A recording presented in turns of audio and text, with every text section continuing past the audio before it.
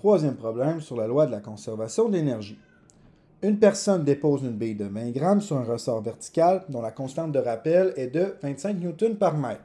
Elle cherche à savoir quelle est la hauteur maximale que la bille peut atteindre si le ressort est comprimé de 5 cm. Donc tout d'abord, nous avons la masse de la bille qui est de 20 grammes, qu'on va transformer en kilogrammes en divisant par 1000, soit 0,02 kg. Vu qu'on va s'intéresser à la hauteur de la bille, on a besoin du G de la Terre qui est de 9,8 newtons par kilogramme. On a la constante de rappel du ressort K qui est 25 newtons par mètre.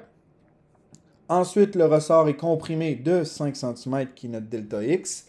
Vu que c'est une compression, c'est une valeur qui est négative. Je vais vouloir le transformer en mètres en divisant par 100, soit moins 0,05 mètres. Et vu qu'on s'intéresse à la hauteur à la fin du lancer, ça veut dire qu'on s'intéresse au HF. Donc ici, il y a conservation de l'énergie mécanique. Donc l'énergie mécanique initiale est égale à l'énergie mécanique finale. Au départ, j'ai un ressort qui est comprimé, donc l'énergie potentielle élastique, mais je n'ai aucune vitesse et je n'ai pas d'auteur. Donc je n'ai ni de l'énergie cinétique, ni de l'énergie potentielle gravitationnelle.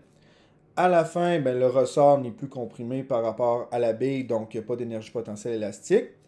Vu que c'est un mouvement vertical, il n'y a pas de vitesse en X. Et vu qu'on s'intéresse à la hauteur maximale, il n'y a plus de vitesse en Y non plus. Donc, il n'y aura pas d'énergie cinétique.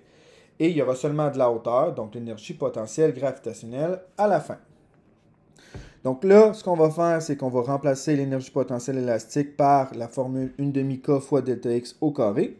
Et l'énergie potentielle gravitationnelle finale par mgHF, HF pour hauteur finale. On va remplacer nos données en s'assurant que le delta X soit entre parenthèses vu qu'il est au carré, comme ça ici.